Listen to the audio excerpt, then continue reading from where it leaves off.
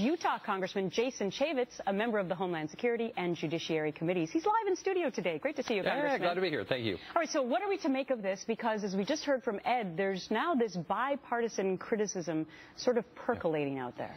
This idea that they forgot to tell the chairman of the Senate Intelligence Committee, that's not an excuse. If you go to jail, you're before a judge, you can't say, I forgot armed robbery was illegal. You got to actually comply with the law, and the law says you have to inform Congress. Well, why wouldn't they tell Senator Feinstein? She's on the same team.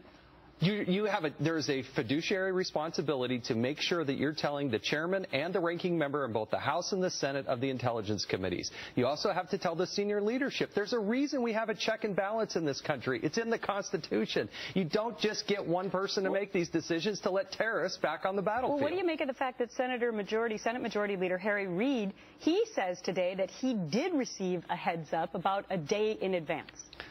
A day in advance. So they obviously knew in advance. Why didn't they tell the rest of the team? If they told Harry Reid, then you've got to tell the Speaker of the House. You also have to tell the intelligence. Well, what would the ramifications have been? Why do you think they didn't tell? I think they consciously made a decision not to. Because if you tell one and you don't tell the other, this is not some job for an intern. This is a very senior level position. Somebody should be fired over this. You do not just operate this country with this idea that, oh, we'll just apologize later. Well, who should be fired, though? What if it's the president's decision? To not inform Congress, then add that to the list of things that we should be irate about. But there's somebody there at the White House who is in charge of informing Congress, and they did not. To tell Harry Reid and to not tell Mitch McConnell, to not tell John Boehner, to not tell Nancy Pelosi, that's against the law, and it's not right. All right, so let's move on from the constitutionality of all of that and possible overreach to the idea of what actually happened. What would you have done?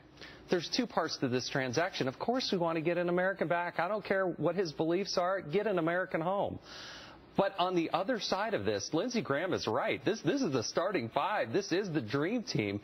And we're putting them back on the battlefield. I'm reading news reports that they're now free to roam wherever they want, in gutter, there, in the country.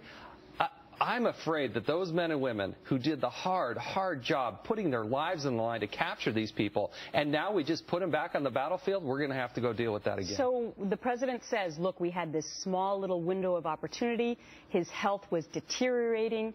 What would you have done in that circumstance? Well, you do this in the sober light of day. And we had made a decision as a nation that we do not negotiate with terrorists. We did negotiate with terrorists. Do you think President Obama would have actually won his election if he sat in that debate with John McCain and said, you know what I'm going to do? I'm going to negotiate with terrorists. And this is how we're going to...